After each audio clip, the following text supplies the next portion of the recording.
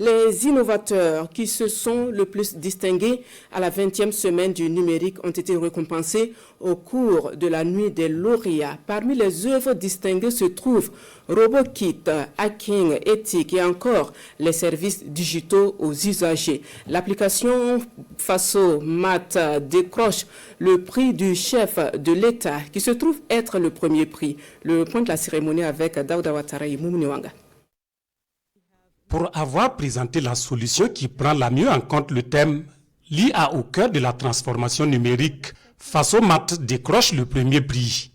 En plus des 2 millions récompensant chacune des 12 startups en compétition dans cette catégorie, Faso-Mat se voit décerner le prix le plus prestigieux, celui du président du Faso, le capitaine Ibrahim Traoré, d'une valeur de 3 millions de francs CFA. Il s'agissait de présenter une solution qui concordait avec le thème. Donc, Faso-Mat a une partie qui est intégrée intelligence artificielle, qui aide en fait les élèves à poser leurs questions d'incompréhension. Et notre application en fait ne donne pas directement les résultats, mais vous montre les procédures à suivre pour aboutir aux résultats, avec les exemples précis. Donc l'élève lui-même peut essayer de traiter ces exercices sans l'aide de quelqu'un.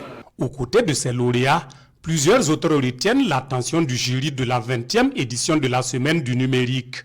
De la première à la 3e place, ils reçoivent des distinctions sous le regard du Premier ministre Rim Talba Jean-Emmanuel Ouedraogo, représentant le chef de l'État. Des distinctions comme celle du meilleur stand d'exposition, celle du concours mini-programme ou encore les services digitaux offerts aux usagers. J'ai eu à participer à la compétition Robotics Kit qui consistait à concevoir un robot capable de se déplacer de manière autonome et d'aller sauver des personnes blessées lors des catastrophes naturelles. Ce qui nous motive encore le plus, c'est le fait d'avoir vraiment trouvé ce qu'on cherchait, d'avoir vraiment été reconnu pour nos compétences, par nos compétences à pouvoir aider une banque à pouvoir détecter des comptes frauduleux et voilà, pouvoir protéger ses clients et ses actifs. Les résultats de cette édition anniversaire sont la preuve que le Burkina Faso dispose de talent pour relever les défis de demain, soutient le ministre en charge de la transition digitale.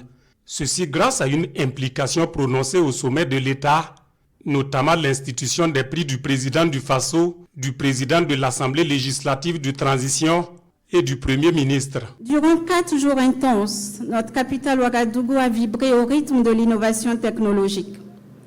Au regard du retour des participants et des exposants, je puis dire, sans risque de me tromper, que cette édition anniversaire a tenu toutes ses promesses.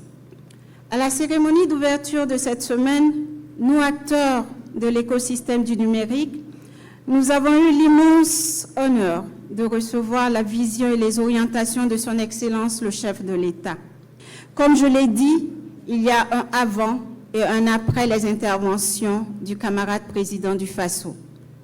Nous avons pu constater durant cette semaine des acteurs galvanisés qui se sont immédiatement appropriés ces orientations.